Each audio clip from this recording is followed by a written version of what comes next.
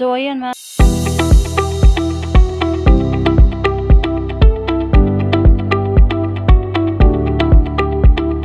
good morning mga kachabi. For today's video, nagbili po tayo ng buhangin, kumbaga balas sa amin para sa ating finishing soon, mga by katapusan.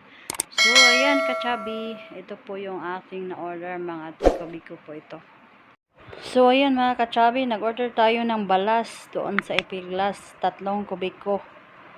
Doon kami nag-order kasi mura lang doon. Ayan, perma ka muna dyan daddy para walang utang, charot. So, ayan mga kachabi, 3 na yan, dalawang balikan na yan, may isa pa kulang. So, konti lang pala no, kulang pa yan ng 3 kubiko pag mag-umpisa na talaga tayo sa finishing. Siguro by katapusan soon. So, yan po siya mga kachabi, oh. So, ngayon, hakutin na namin yan dito sa loob ng bahay namin. So, 80 pieces yata, sako yan ang hinakot nila. So, nagsuhol din kami ng pahakot dyan.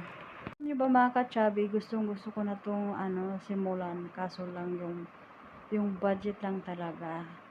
Kasi nung last year or at nung pa talaga din 2021, 2023, 2024, grabe yung mga pagsubok ko hindi matapos-tapos. Tapos ako lang nag-isa nagtrabaho, yung asawa ko dati walang trabaho.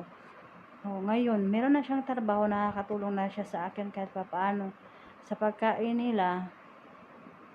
Siya na nag-budget. So ngayon sabi ko sa kanya na daddy, ikaw na ngayon sa pagkain ninyo para yung sahod ko buo naman siya continue talaga natin yung bahay. Kasi gusto ko na umuwi, ilang taon na ako dito, gusto ko nang mag-relax, tapos wala pang ipon, gusto ko munang umuwi na matapos na yung bahay ko. Ang hirap kaya dito mag-stay na, palagi ka na lang dito nag-adjust sa mga amo mo. Tapos ngayon mga kachabi, pag-umpisa na kami ng finishing. Alam niyo ba kung magkano yung libor? Diyos ko, ang mahal ng libor, mas mahal pa sa materialis. Yung sa materialis namin, siguro budget namin nasa mga 18K.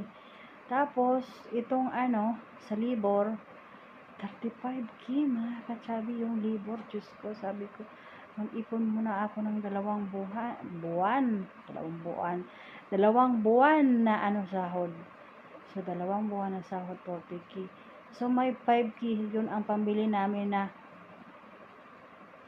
cement, yun ang pambili namin. Kulang pa yun ng 2,000. Kasi yung budget daw sa semento is 30 sak. So, sa 5,000, nasa mga lang, mga 15 sak yata. Budget ko kasi 7,500. 30 saks na yun.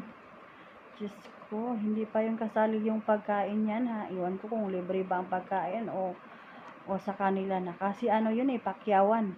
So, pakyawan siya is 35,000 daw yung libor. O biruin mo, mas mahal pa yung libor kasi materialis. Diyos ko, dolor, tabang. Sana matapos na itong mga kachabi para makahinga-hinga naman ako ba, para makauwi na ako dito. Soon pa, pagod na kasi dito palaging trabaho, palagi na lang. Basta si Lord nang bahala. Ayoko nang mag-stress. Si Lord nang bahala. Basta matapos lang to. So, yan lang po yung vlog natin for today. Thank you for watching and don't forget to like, subscribe to my YouTube channel. And bye-bye. See you next vlog.